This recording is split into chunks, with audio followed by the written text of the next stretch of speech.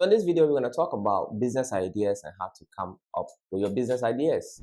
So I'm sure we all know what businesses are. I mean, that's you starting something for profit or for non-profit, but for the vast majority of time, it is for profit when people start businesses. As far as you can remember, people have been doing businesses on a smaller scale for a long time before this huge corporations came up. And today we're going to dive into the type of business that you could start. Where does one get an idea from to start a business? Essentially, that's what we're going to talk about. So there are multiple ways, with regards to how people come up with their business ideas. Essentially, the underlying fact is solving a problem, right? So you are solving a problem with regards to business. Well, the bigger the problem is, the more money you make, right? And the more difficult it is to solve that problem, the higher rewards you get.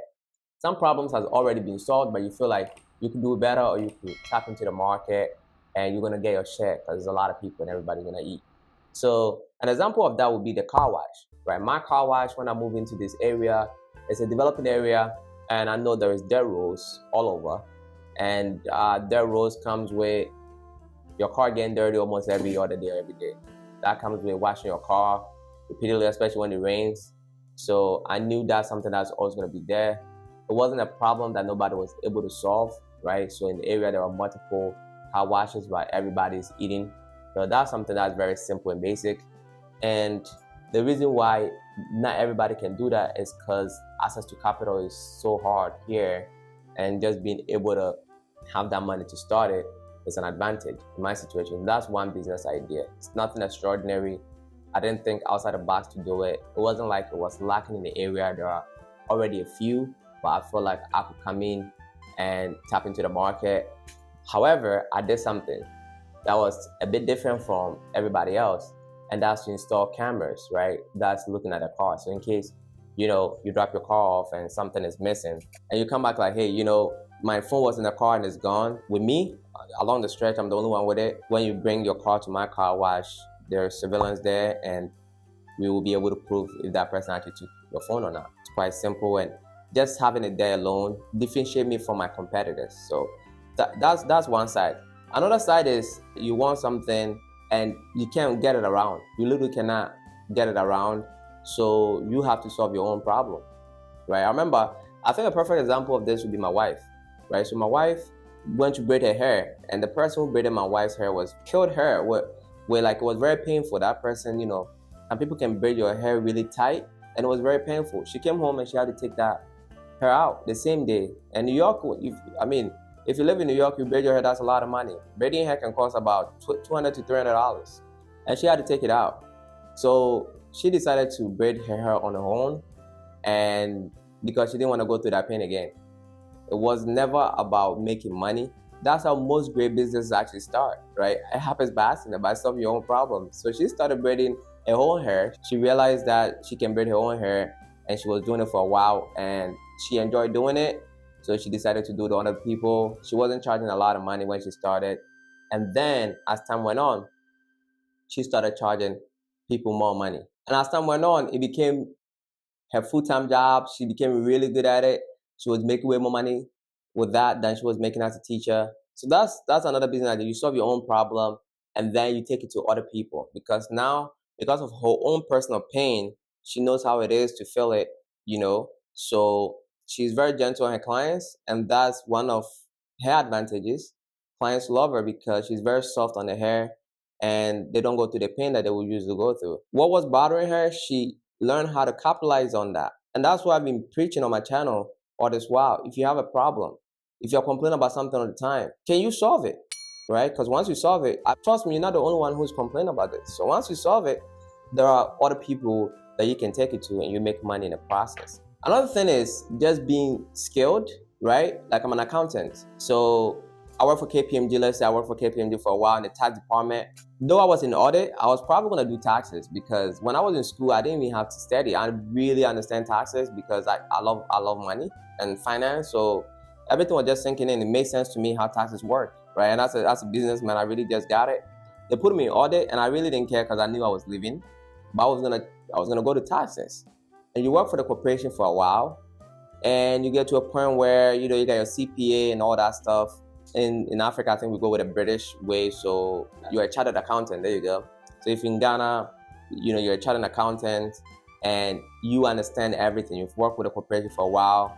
You've done the personal education on the side. You are well knowledgeable with regards to what you're doing. You just don't want to sell your time for money anymore. So you could use your expertise to search something on the side where you start doing taxes for people individually and you build your clientele from there. That is a business. Or you travel a lot and you see how things are being done outside, which is a huge advantage that most diasporans and foreigners coming to the country have. Because, this might stink for you to hear it, but Ghana, we are a little bit back in time. Right? We're going to catch up, but we are a little bit back in time. So malls started coming out here, big malls like ANC started coming out in 2005. Not that long ago. Malls been in US and all that for many, many, many years. And it took a person who had lived in that environment to come down here and just do it. And he didn't have to invent anything. So there is a huge advantage to people who travel. If you travel and you're observant, you can see that there are things that you enjoyed outside that is not currently here. And we are humans, okay? We are humans here. Maybe some people know and they don't have the capital for it. And you just do it. And people are gonna come to it. So the malls, now malls is a big thing in Ghana. Once ANC came, a lot of different malls came up and it's a big thing in Ghana, right? And the people who invested early are making their money. The new dogs who are coming in are making their money. And it's nothing extraordinary, it's nothing new. It's just that somebody was like, oh, I'm in New York, I love malls, they have everything, it's really convenient. Why don't we have malls in Ghana?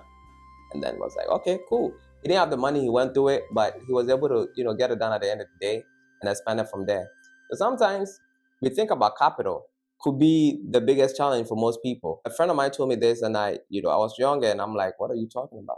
That you really don't need a lot of money to start a business unless you're trying to build and sell or buy a house or something. And even that you could start by working for someone and then getting commissions and all that and negotiating with deals, right? What you need is knowledge to start any business. So let's take Acadian Limited. I think I invested like $300 tops to go into it. With regards to setting up the bank accounts and registering a company and all that, I came in with my expertise in sales and finance, and I partnered with somebody who was pretty good at what he does, Bismarck, an architect. I saw a problem that we have in Ghana where people essentially screw people over for building their houses.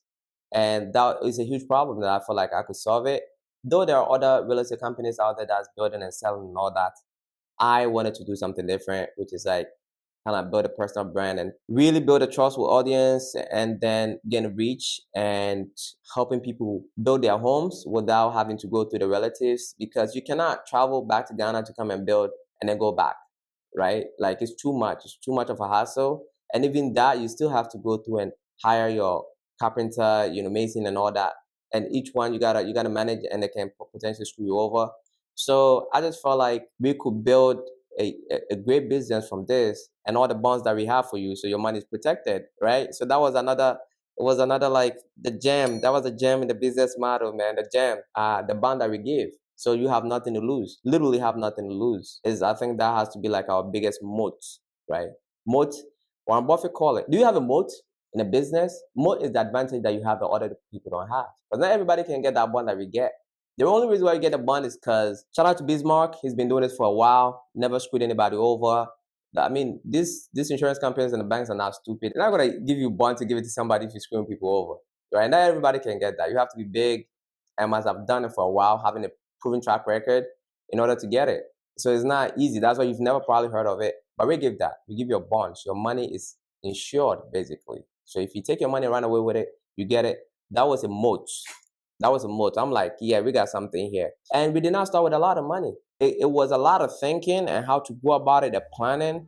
I got the technical guy and I just had to bring in the business and sell it and really explain it very well to people to get the picture. That's exactly what I did. So that's another way of starting a business. You come in with your skills and you partner with somebody with different set of skills. That's the best team, right? Both of you guys cannot have the same skills. Like Bismarck is highly technical and operational wise, he's pretty good. He reminds me of Tim Cook. Steve Jobs loves Tim Cook because that guy is a master at operation. And I'll give that to Bismarck. He's really good at moving parts. And I am more of like a finance guy, kind of like the bigger picture, looking through it. And Bismarck is also a dreamer, right? He see what I see. It makes it really beautiful when we talk about business, and it's just fun working with somebody else too. So you can come with your own expertise, and when you couple with somebody, and once you guys go together, you can make a killing, right? That's another way of starting a business, and it did not require a lot of money at all. And this is a huge business. Then I started partnering with lawyers and the solar guy and everybody else, and we brought them on board with using the marketing tool and everything we got going on. And it was all strategizing, thinking outside the box, being resourceful. So you don't need a lot of money for stuff that doesn't require a lot of money, like real estate, buying land, and all that. That's a lot of money. But services, having specialized skills, you could partner with a team and create something beautiful. And that's what we did with Arcadian. That's essentially how I start my businesses. Is basically brainstorming who can I partner with to create something unique and beautiful. Business is a beautiful thing. To me, it's a game that I play. Making money is always huge and all that is good. But the game in itself is what I love. I love playing the game of business because to me, I equate, business people and entrepreneurs to the little gods of the world, right? It's like God touch you, like, help me build the earth, make it beautiful, my son. You know what I mean? It's fulfilling to create something out of thin air with people, put your imaginations out there, especially when you're building something physical, like a house or something. Right? You manifest what's in your mind on the ground in its physical form. It's a beautiful thing. And I think this wraps up with regards to how to come up with business ideas. There's a few that I gave. Your own problem that you solve and you take to the masses. Have an advantage of being exposed and seeing stuff that works elsewhere that's not here yet, and then you just implement it using your skills, and then getting with somebody else who's skilled in other fields and combining the two, knowing that you guys can make a killing. Being specialized yourself, working under somebody for a while, having your own clientele from there, and then building from there to go independent.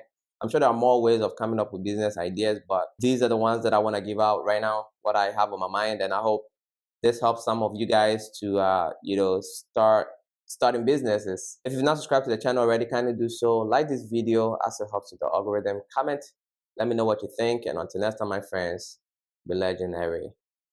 Peace.